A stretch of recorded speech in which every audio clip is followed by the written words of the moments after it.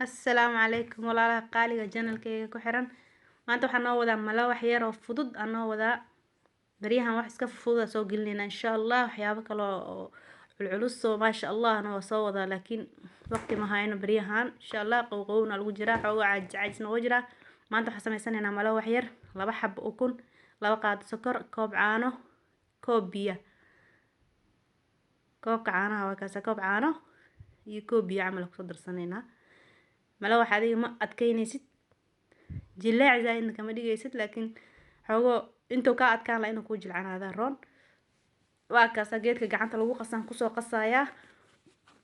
saasa u soo qasa wax burbur iyo malaha waa kaas waa jilaac waay malo wuxuu ku fiican yahay jilaac intuu ka adkaan la inuu ku jilcanaada fiican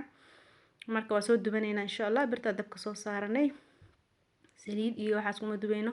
subaga ku dubi doona insha Allah subaga waa kana wax yar subagoon soo dhalaariyay meeshan igu jiro subagaas ku dubi doona haduu Ilaahay yiraahdo burku waa iska laba koob camal bur badan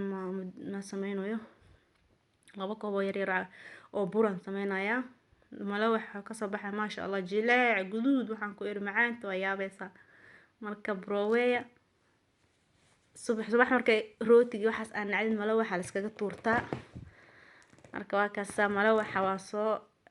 waxaan ku dhahay waa kaas waxaan ku dari doonaa malab aan ku daray aniga sokorta ma darsanayo malab aan ku dari doonaa hadaa doonto sokor ku darsan kartaa oo malab haynin marka ani malab aan ku daraya saas u soo guduutay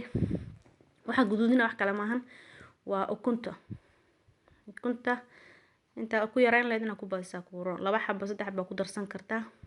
malab wixii baa kaas saas ku soo baxay maasha Allah channelka waxaan ku dhahay like gareeya subscribe gareeya marka share gareeya hadaa doontiin waxa waaye gacmaha furaan ku yiri qeyr badan idin rajeynaa. Assalaamu calaykum.